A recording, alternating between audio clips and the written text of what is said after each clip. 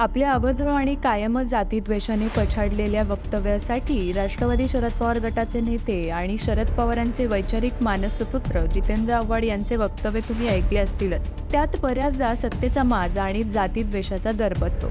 शरद पवारांच्या विचारांच्या मुशीत तयार झालेल्या नेत्याकडून दुसरी अपेक्षा करणं देखील गैर आहे। असो, पण नुकतेच आव्हाडांचं नाही तर कामगार नेते दत्ता सामंत यांचा वारसा सांगणाऱ्या ऋता सामंत आव्हाड या त्यांच्या पत्नी देखील नवऱ्याच्याच वळणावर जाणाऱ्या आहेत। त्यांनी नुकताच एक विधान केलंय ज्यातून बऱ्याच लोकांच्या भुवया उंचवल्या आहेत। काय म्हणाल्या नेमकं ऋता आव्हाड तेच आपण या व्हिडिओच्या माध्यमातून समजून घेणार आहोत। नमस्कार, उत्तम वेब एक्सप्लेनर मध्ये आपल्या सगळ्यांचं स्वागत। आजच्या युगात शिक्षण कसे महत्त्वाचे आहे हे सांगण्यासाठी जितेंद्र आव्हाड यांच्या विधानसभा मतदारसंघात म्हणजेच कळवा मुंब्रा विधानसभा मतदारसंघातल्या मुंब्रा येथे एका कार्यक्रमाचे आयोजन करण्यात आले होते। या कार्यक्रमाला स्वतः खासदार सुप्रिया सुळे प्रमुख मार्गदर्शक म्हणून येणार होत्या, मात्र ऐन वेळेला त्या या कार्यक्रमाला आल्याच नाहीत, म्हणून ऋता आव्हाड यांनी उपस्थितांसमोर भाषण केले। यावेळी बोलताना त्या म्हणाल्या की ओसामा बिन लादेन हा त्याच्या आईच्या पोटातून दहशतवादी जन्माला आला नसून समाजाने त्याला दहशतवादी बनवले। त्यांनी आपल्या भाषणात डॉक्टर अब्दुल कलाम कसे घडले यासाठी त्यांचे चरित्र वाचा असे आवाहन देखील श्रोत्यांना केले।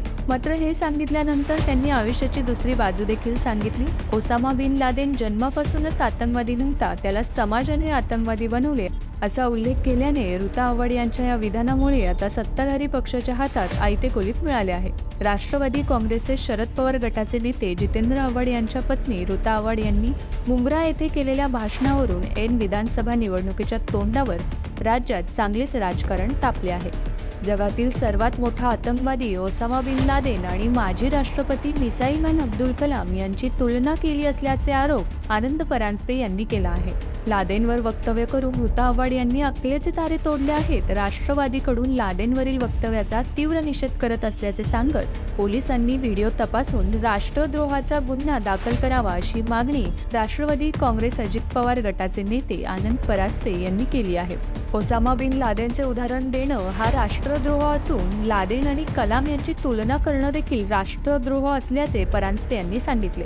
तर भाजपचे आमदार निरंजन डावखरे यांनी देखील ऋता आव्हाड यांच्यावर टीका केली आहे। या संदर्भातलं उत्तर हे शरद पवार सुप्रिया सुळे यांनी द्यावं। त्यांची ही भूमिका जयंत पाटील यांना मान्य आहे का असा सवाल त्यांनी उपस्थित केला। ही जी तुतारी लादेनच्या उदात्तीकरणासाठी वाजते त्याच्या संदर्भात भूमिका स्पष्टीकरण देऊन ती बंद करावी अशी टीका त्यांनी यावेळी केली। समाजामध्ये तेढ निर्माण करण्याचं काम सुरू आहे, त्यामुळे हे खपून घेतलं जाणार नाही असे डावखरे यांनी सांगितले। तर सोशल मीडियावर जिच्या नवऱ्याला छत्रपती शिवाजी महाराजांचे श्रेष्ठत्व ओळख ही अफजल खानामुळे आहे असे वाटते, इशरत जहाँ सारख्या आतंकवाद्यांच्या नावाने रुग्णवाहिका सुरू करतो, त्यांच्या पत्नीने ओसामा बिन लादेन सारख्या आतंकवाद्यांचे गोडवे गाणे यात काहीच गैर नाही। खाण तशी माती अशी प्रतिक्रिया एका युजरने दिली आहे। तर राष्ट्रवादी काँग्रेस शरद पवार गटाच्या लोकांचे एक वैशिष्ट्य आहे, त्यांच्या लोकांनी काहीही बोलू दे त्यावर ते मुख गिळून गप्प बसतात, पण तीच बाब विरोधी पक्षातील कोण्या नेत्याने बोलून दाखवली तर त्यावर ते थेट महाराष्ट्राचा संस्कार वगैरेवर जातात।